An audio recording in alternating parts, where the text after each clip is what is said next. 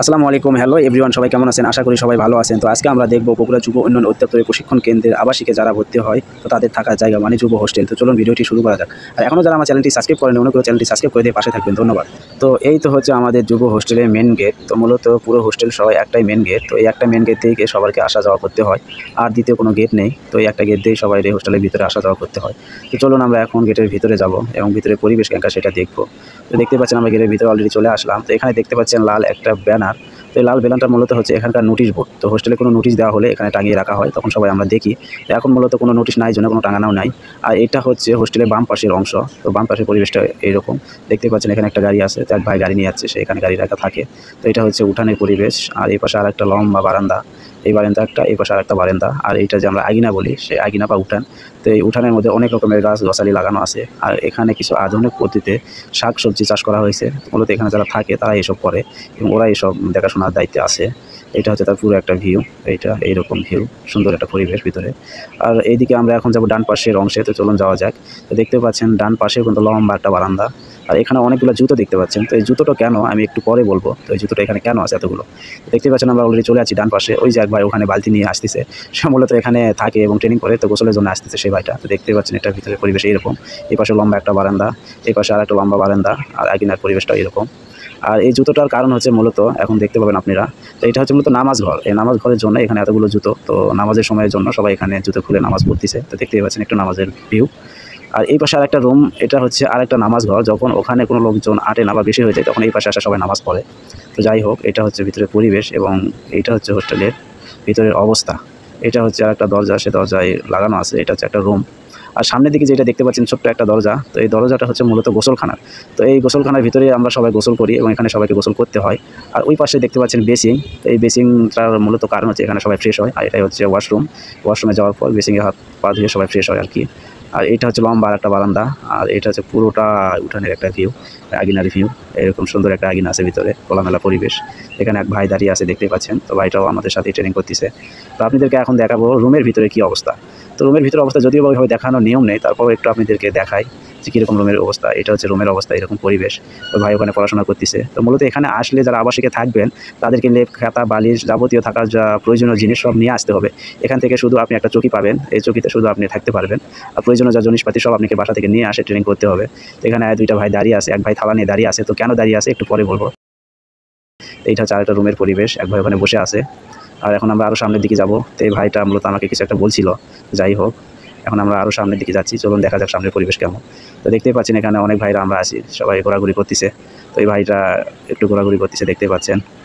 এইটা হচ্ছে পরিবেশ ভিতরের। তো এখন আমরা আরেকটা রুম দেখবো। এইটা হচ্ছে মূলত আরেক ভাই এখানে থাকে, আরও চারজন ওর ভিতরে থাকে। তো অল্প একটু দেখালাম, কারণ রুমের ভিতরে ভাই দেখানো যায় না, এক একজন এক এক পরিবেশে থাকে। তো এটা না দেখানি ভালো, তারপরে একটু আপনাদেরকে দেখালাম। এটা হচ্ছে আরেকটা রুমের পরিবেশ, এক ভাই বসে আছে, এক ভাই স্টাডি করতেছে।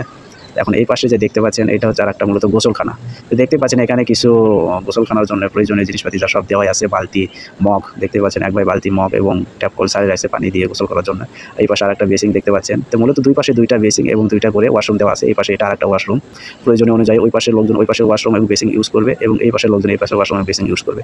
এটা সে লম্বা প্রশস্ত বারান্দা, আর এইটা হচ্ছে সেই প্রশস্ত দীর্ঘ উঠান। তো এখানে আমার কিছু বন্ধু বান্ধব সবাই আড্ডা মারতেছে।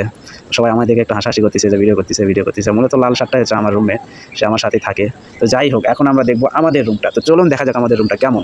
তো দিস ইজ মাই রুম। এই তো হচ্ছে আমার রুম। তো এইটা হচ্ছে আরেক ভাইয়ের বেড, এটা হচ্ছে থালা বাসন সবাই আমরা রাখি এখানে।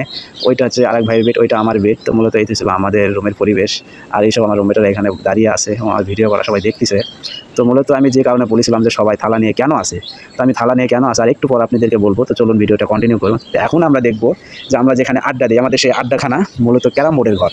তো এই ক্যারাম বোর্ডের ঘরটিতে আমরা সবাই আড্ডা দিই এবং ক্যারাম খেলি। দেখতে পাচ্ছেন অলরেডি 3-4 জন এখানে ক্যারাম খেলতেছে। তো যাই হোক, ওদের খেলা ডিস্টার্ব না করে আমি চলে আসলাম। তো এখন আমরা সামনের দিকে আরও যাবো, যে সামনের আরও পরিবেশটা কেমন এবং ভিতরে কেমন আপনাদেরকে আরও দেখাবো। তো ভিডিওটা কন্টিনিউ করুন, শেষে অনেক কিছু আরও দেখতে পাবেন। তো দেখতে পাচ্ছেন সব ভাই এখানে থালা অলরেডি দৌড় মারতেছে। কেন দৌড় মারতেছে আমরা আর একটু পর জানতে পারবো। তো ভিডিওটা দেখতেই থাকুন। আর এটাই হচ্ছে এই পাশের যে হোস্টেলের পরিবেশ। চারিদিক দিয়ে লম্বা করে ঘর তৈরি করা আছে, এই ঘরগুলোতে আমরা থাকি। আর মাঝখানে এটা হচ্ছে প্রশস্ত উঠান। এই উঠানে সবাই একটু হাঁটাহাঁটি বা উঠানের পরিবেশটা দেখার জন্য এরকম উঠান রাখা আছে। তো এখন আমরা আরও এই পাশে চলে আসলাম, বাম পাশে। তো বাম পাশে চলে আসার পর দেখতে পাচ্ছেন ওখানে অনেক কয়জন আছে, তো কেন আছে একটু পর জানতে পারবেন। আর এইটা হচ্ছে বাম পাশের উঠানের ভিউ, দেখতে পাচ্ছেন সেই গরুটা, এই গরুটা এখানে বাঁধায় রাখছে, সে এখানে ঘাস খায়। তো এখন আমরা আরও সামনের দিকে যাব। তো যাওয়ার পর দেখতে পাচ্ছেন মূলত এখানে আরেকটা বেসিং আছে।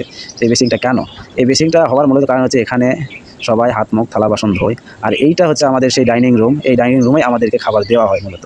যদিও বা ডাইনিং রুমটা অনেকটা ছোটো, কারণ আমরা যখন সবাই একসাথে খেতে বসি এই ডাইনিং রুমে সবাইকে আটে না।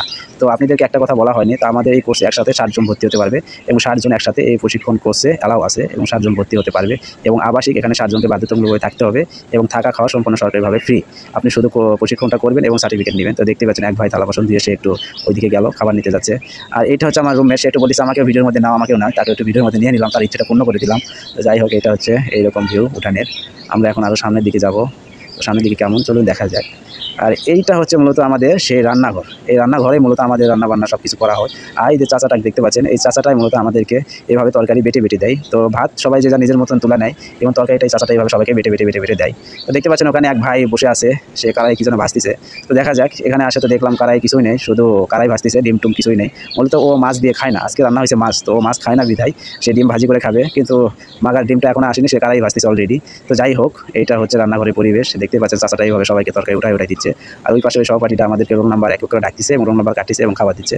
আর এটা হচ্ছে চুলা, এই চুলাতেই মূলত রান্নাবান্না করা হয়। তো যদিও বা এটা দেখতে লার্কি চুলার মতন, কিন্তু এটা লার্কি চুলা না, এটা সরকারি সাপ্লাইয়ের গ্যাস আছে, গ্যাসের চুলা। এই গ্যাসের চুলাতে সবাইকে রান্না করা হয় এবং এটা বড় গ্যাসের চুলা, এই গ্যাসের চুলায় সবাইকে রান্না করা হয়। তো এটাই তো ছিল মূলত আমাদের রান্নাঘরের ভিউ। এবং এখানে দেখতে পাচ্ছেন ভাত, যদিও বা এখানে ধোয়া ভাত দেওয়া হয়, সবাই যে যার নিজের মতন ভাত তুলে নেয়। তো এই ছিল আমাদের রান্নাঘরের ভিউ, আর এটা বাইরে। তো এই ছিল আমার আজকের ভিডিও। সবাই ভালো থাকবেন, সুস্থ থাকবেন, আল্লাহ হাফেজ।